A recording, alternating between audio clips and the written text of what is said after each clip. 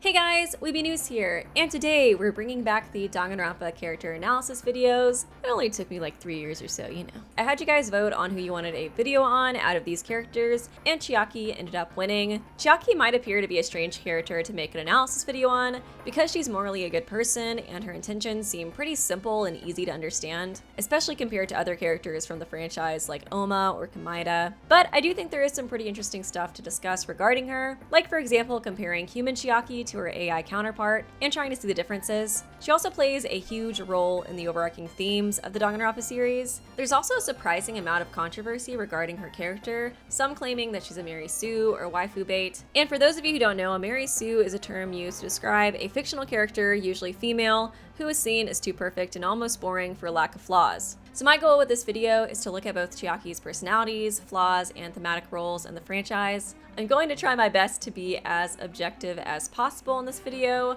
I do love CHIAKI, she's a very big comfort character to me, and I cried like a baby at her deaths, plural. What does Kodaka have against her, by the way? But I do understand where the criticisms come from and why people might label her as a Mary Sue or think she's boring. If you do enjoy this video and you like this type of content, please do be sure to leave a like and a comment and subscribe. That kind of stuff helps me out a lot with the YouTube algorithm. But yeah, without further ado, let's go ahead and get right into the video. So as a refresher, according to the wiki, AI CHIAKI was created by Chihiro Fujisaki and considers him to be her father. Even though she has no memory of him, she has heard many things about him. It's presumed that she was modified by her big brother, alter ego, after Chihiro's death. More details regarding her creation are revealed at the end of the Danganronpa 3 anime. When the students entered the Neo World program, images of the ideal administrator were brought from everybody's memories, but there wasn't any need because there was a person that they all wanted to see again. This being, of course, CHIAKI. So AI CHIAKI was created based on the others' desire to meet her again, and her personality was likely based on the memories that they have regarding her.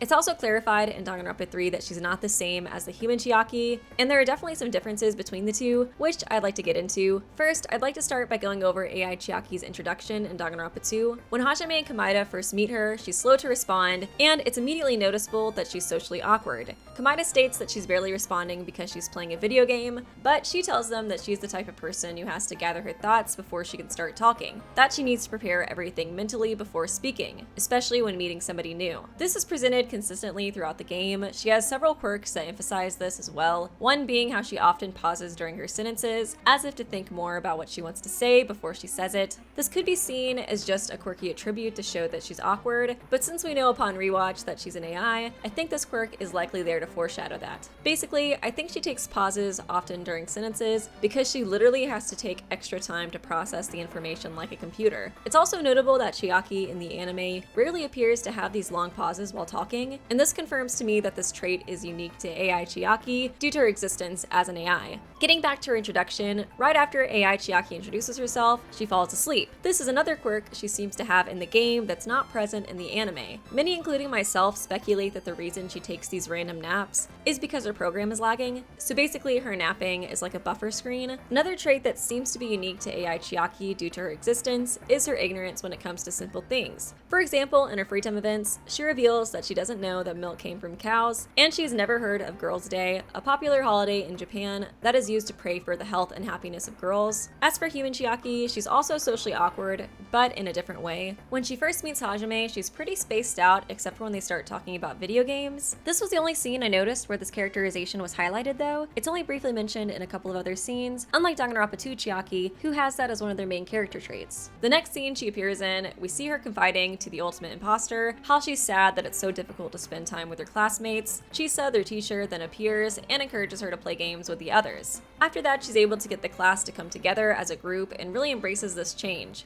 It even encourages her to seek out Hajime so that they can also continue to hang out as well. She tells him that when you're with everyone, games are fun. After all this, I'd say it's well established that Danganronpa 3 CHIAKI craves friendship and human interactions. She waited regularly for Hajime after school so that they could play games together, and she was really upset when he suddenly stopped appearing. When Chisa was abruptly transferred to the reserve course for half a year, it's mentioned that CHIAKI planned events every day so that the class could stay close. Although she was a little shy at first, it showed immediately after that she wanted friends but didn't feel that she could bond with them because of their behavior. This is pretty different from Danganronpa 2 Chiaki, who fades into the background in the first chapter until the first investigation and trial. I could not see human Chiaki being willing to wait outside while the others have a party like AI Chiaki does. In Danganronpa 3, she mentions that she specifically wants them to come together as a group. So a group gathering would appear to be exactly what human Chiaki would love to be a part of most. But AI Chiaki is instead more concerned about guarding the building from Monokuma. This could potentially be because her programming prioritizes safety of the group rather than interaction. Like I said before, Danganronpa 2 Chiaki fades into the background until the first investigation and trial. I'd argue that her main presence in the game is assisting Hajime during investigations and trials. She was very vital in multiple cases. For example, in the first trial when the group comes to a standstill, she's the one who is able to deduce that Komaeda is a suspicious person and help the trial move forward. In Chapter 2, she's the one who tells Hajime how to unlock the truth edition of the Twilight Syndrome murder case, which reveals that it was based on reality. And this was a huge clue to solving the mystery of that chapter. Again, since she's an AI and part of the game, it makes sense that she'd be good at the stuff that requires examination and calculation. She reveals in her free time events that she's better at games that require precise calculations rather than ones where you have to manage relationships or predict how a character is feeling. It's even later revealed that the only video games that she's bad at are dating sims. This is expanded upon even more when she and Hajime are discussing touch. She mentions that she's nervous about physically touching others because something is born from that interaction. Whether it be repulsion, anticipation, she'd rather not do anything unnecessary. Human Chiaki, on the other hand, tends to favor emotion over being thoughtful or analytical. All of her greatest leadership moments involve her appealing to emotion and group camaraderie.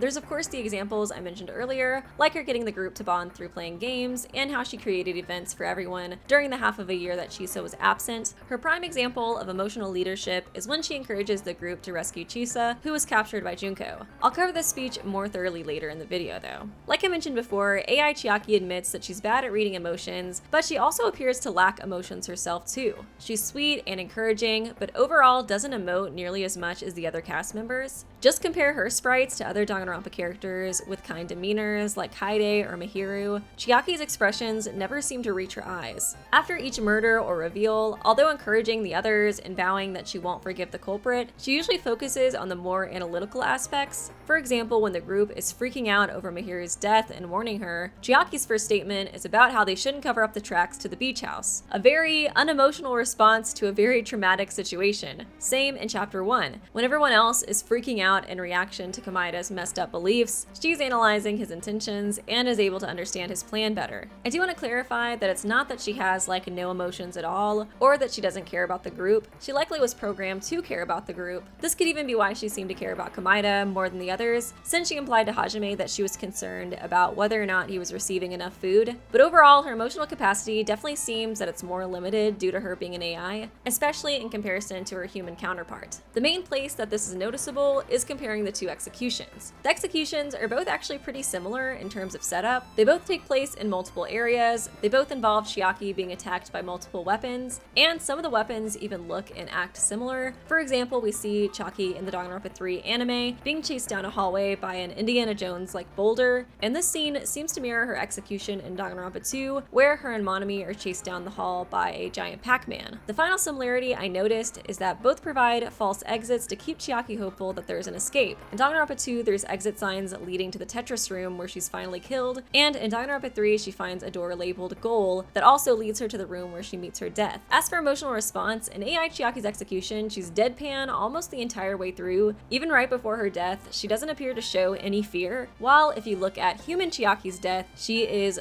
far more emotional. She's terrified and tearing up throughout it, and after it's ended, we see her confess to Izuru how scared and upset she is that she's about to die. There is a huge difference here. The AI version seemed to readily accept her death, while human Chiaki was terrified of it. But these overall were the main differences I noticed between the two personalities. Although AI Chiaki is based off of the student's memory of human Chiaki, like what's stated in the Danganronpa 3 anime, they are not the same person. Moving on, I'd like to look at Chiaki's character flaws, both for her AI and human counterpart, since, like I mentioned, a lot of people try to argue that she's a Mary Sue. First, I'd like to discuss AI Chiaki. So I explained extensively about her personality in the previous section, and I feel like you could argue that some of these traits are flaws, like her being slow to develop sentences performances, falling asleep often, and not being able to understand human emotions well. I've seen others argue that since these traits are presented in a positive light, they don't count as real flaws. Hajime is shown to be annoyed with Chiaki and these quirks occasionally, but none of these flaws ever garner any real consequences. I honestly see where people are coming from with this criticism, since the worst response that I noticed regarding these traits were just some rude offhanded comments. I agree that I don't think these quirks are severe enough to really call them character flaws, but I also think it's wrong to deduce that Chiaki has no consequence-causing weaknesses presented. For this part, I want to reference a write-up I found on Reddit by apocryphal_1.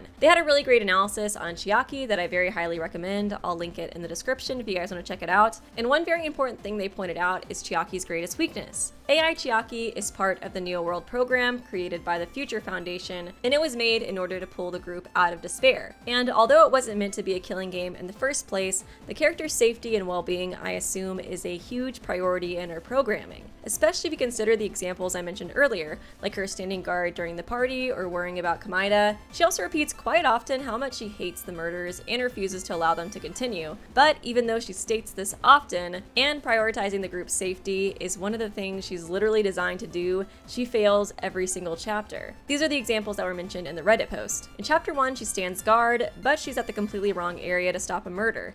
In chapter 2, she plays the game, but doesn't get the special prize before Fuyuhiko. In chapter 3, she tries to find a cure for the despair disease with everybody else, but a murder happens first. In chapter 4, there's nothing to do except starve to death. Her efforts are either wasted or not good enough every chapter. They also point out that the only time she would have really been able to stop a murder was during chapter 5. In this chapter, Kamaida lies to the students and tells them that there's a large number of bombs planted in a certain part of the island, and if they were all to go off at once, it would completely wipe out everything. He continues that the only way to stop them from detonating is if the traitor reveals himself, but of course his real plan was to use his luck in order to manipulate the traitor into killing him. That way he could kill the remaining students. During this chapter, I can only imagine how helpless Chiaki felt knowing that she could stop all this chaos and fear that Kamaida had created by revealing herself, and yet she physically couldn't. Even in the trial, once she realizes Nagito's true plan, she's only able to beg Hajime to prove her identity to the others. If it wasn't for the fact that Hajime had read through Monami's diary that proved their connection, the group could have easily failed this trial and have all fallen into Kamaida's trap. And even in this scenario where things did work out, she had to rely on Hajime to save them. And keep in mind, protecting the group is literally something she should be programmed to do, and yet she can't do it. I'd say that's a pretty big character flaw. A Mary Sue, by definition, is a perfect character who would never need to rely on others, so I'd say this situation proves to me at least that she's not one. Moving on, I'd say her second biggest character flaw is her lack of emotion. I do think this is one aspect I wish they would have delved into more. Like I said before, she states bluntly in her free time events that she's better at calculations rather than reading people, but we do see a few scenes where she successfully comforts others. For example, when the other students are making fun of the altar that Seonji made for Mihiru, Chiaki was the one to de-escalate the situation, at least until Gundam and Kamaida show up. And in chapter 5, she also calms down Akane, who is strangling Kamaida. This isn't to say she's always successful at this though. In chapter 3, everybody visits Fuyuhiko as he's recovering at the hospital. He seems pretty lively until Chiaki brings up how Peko sacrificed herself for his sake. After this, he stops talking and turns away from the group. In this scene, it appears she was unaware of how her words might affect him and of how vulnerable of a state he was in. I think it would have been really nice if they had taken a scene like this, but pushed it a bit farther to add more dimension to her character. So for example, there's a character who is emotional and Chiaki tries to calm them down, but she's too blunt and unsympathetic, so she offends them greatly and ends up escalating the situation. This could lead to her confiding in Hajime and us getting a scene where we see her struggling with communicating with others. If it happened early in the game too,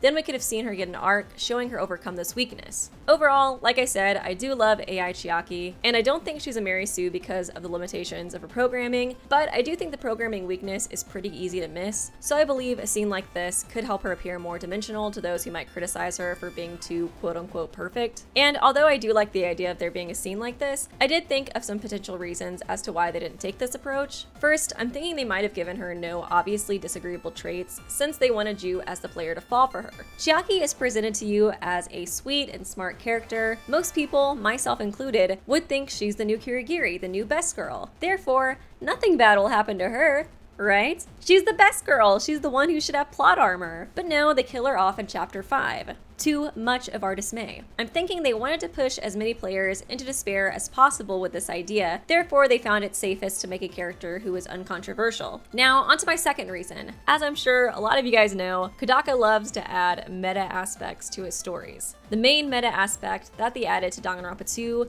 was the idea that it's a game within a game. The characters refer to the Neo World program as a game quite often in the final trial to really emphasize this point, and they even add several jokes highlighting it as well. CHIAKI, of course, is the ultimate gamer, and like I mentioned previously, she was a huge force in helping Hajime solve the trials. It makes sense that she's so helpful during trials, since Danganronpa 2 is literally a game where the characters are in a game, and she's the ultimate gamer. Gameception, I know. So I think he likely included her character and made her such a large aspect of the game for the meta aspect of a gamer who's also a part of the game itself, and I think the idea of her being an AI and so seemingly perfect could have been added for humorous reasons too. Like, hey guys, here's your ideal gamer girlfriend. Just kidding, you know that doesn't actually exist. That's just kind of how I interpreted it. Just to clarify, I'm not trying to defend this approach with creating her character. Like I said before, although I do love CHIAKI, I still think it's personally more interesting to give her an arc than to do this, but I just want to try and explain what I think the writers were going for when they developed her and why. Moving forward, let's talk about human CHIAKI from the Danganronpa 3 anime. The first character flaw we see is how she's socially awkward. She wants to make friends, but doesn't seem to know how. It's not until Chisa encourages her to spend time playing games with the others that she's able to overcome this flaw. It's pretty obviously a flaw, but it is extremely glossed over. The struggle and resolution are both presented in the same episode. The scene where we see her struggling is under 2 minutes long. Then the very next scene she appears in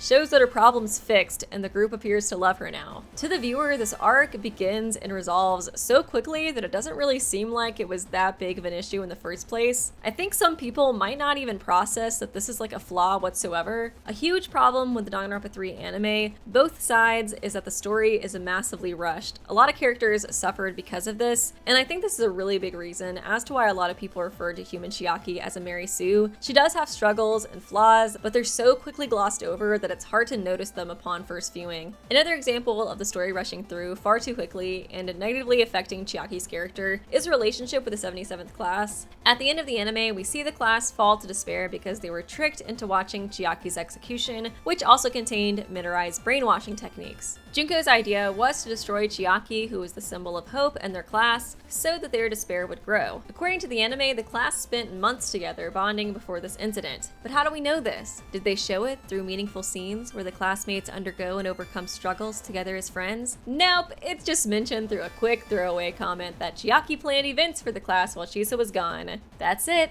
This comment is so easy to miss, and even if you do notice it or just like assume that the class bonded together during that time, we still don't see it. From what's presented to the viewer, I'd argue that it seems like the group has known each other for days, not months. Almost all of the scenes with the class are fan service, and they don't present anything really meaningful to show that they've bonded on a deeper level. We only see very surface level scenes where it shows the group's having fun together or they're sad about Chisa leaving. It's all just very superficial stuff. One great opportunity to show how much the class cares for each other could be showing what they did in order to cheer up Fuyuhiko and Mihiru after they both lost people close to them. But all we get instead is this like seconds long pan showing Sayonji comforting Mihiru while the other students just like awkwardly watch from the corner. Since we don't see any significant interactions between anyone in the group, the relationship feels shallow. It feels like they're acquaintances rather than best friends. Now, getting back to CHIAKI, she's not excluded from this portrayal. We only see superficial bonding between her and the group too. So them falling into despair with her death as the catalyst just feels really contrived to me. I need to see meaningful scenes where the group has bonded and CHIAKI has really been there for them to make this plot point make sense. Not just random comments about how great she is and some fan service scenes. You could argue, well, Weeby, the brainwashing was what really did the despair-inducing. But that just feels so lazy to me. Plus, Junko mentioned that CHIAKI would be what would complete her despair video prototype and perfect it, so obviously CHIAKI was supposed to be a huge reason as to why they fell into despair. And her being the ideal candidate for the perfect despair video implies to me that she's one of, if not the most important person in their lives. But it just does not feel that believable considering the superficial relationship relationship that is presented up until this point. Like, the nice girl from their class dying and some brainwashing edits made them fall into despair so greatly that they were willing to kill their families and bang Junko's corpse. Like, really?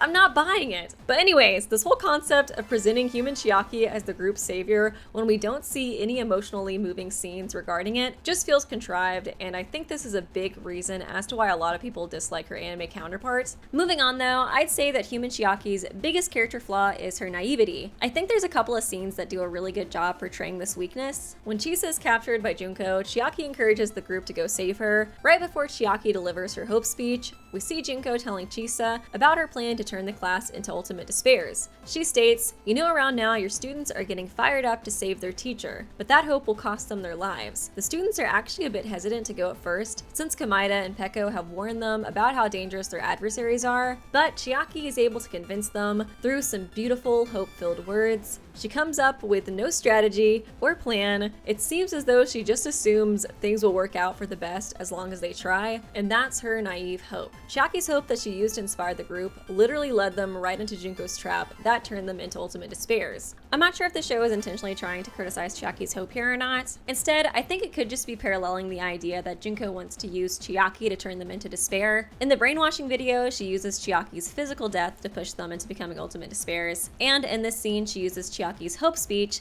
to get them there. Regardless of whether or not the show was intentionally meaning to criticize Chiaki here, I do think that it still shows that her hope here had dire consequences. There's another scene that reinforces this idea too. As they're walking down the stairs to Junko's hideout, Chiaki states, "I think we can pull this off, though I don't know why." Right after this statement, Chiaki is tricked by Mikon and led to her execution. Overall, I like human Chiaki as a concept. I think she does have flaws, like her social awkwardness and naivety, and I do think those issues could have made her a much more dimensional character if expanded upon. Overall, I think the anime could have just done a way better job at presenting her. The pacing and the way the story tries to hype her up as the class's savior just does not benefit her. But overall, that is my opinion. Finally, I'd like to discuss their core beliefs and how each version of Chiaki represents the themes of Danganronpa. The themes of Danganronpa greatly revolve around hope and despair. I'm sure you're all well aware of this. In Danganronpa 1, the theme is very simple. Hope is good, despair is bad. Junko crushes the other students' dreams of leaving the school by revealing that the outside world is in ruin. The students seem as if they're willing to give up, but then Nagi shoots down their fears with hope. Literally, just the word hope. And afterwards, they're encouraged to face the outside world, and Kyoko rewards Nagi with the title of Ultimate Hope. The main theme seems to portray the idea that hope is never giving up and always moving forward regardless of the hardships that await you in the future. In Danganronpa 2, we play as Hajime, a boy with no talent who is very insecure about it. In Chapter 5, when he has to tell the group about how he has no talent, they accept him easily, saying it only matters that he's their friend. But Hajime is devastated. He thinks to himself how he thought getting into Hope's Peak meant he could finally become someone that he could be proud of, and how his whole life he just wanted to be proud of himself. Hajime's views on talent and hope are very similar to Komaeda's, just less exaggerated. They both think that those with talents are better than others, and that it's something that you're born with and cannot obtain. In Danganronpa 3, it seems like Hajime is almost convinced otherwise by Chiaki, who tells him that he has the freedom to do whatever he wants, but he unfortunately falls back into negative thinking after an encounter with Juzo. Danganronpa 2 plays off of Danganronpa 1's theme, but changes things a bit. In the second game, Hajime and the others had 3 choices to make regarding the game that all had grave consequences, these being graduate, repeat, or terminate. And Hajime feels trapped by this. How can he be expected to make a choice like that? But then Chiaki appears to him and tells him that he doesn't have to follow their rules and instead can create his own future. I think the theme this game is trying to get across is that true hope is believing in yourself, regardless of your lack of talent, status, etc. As long as you believe in yourself and continue to move forward,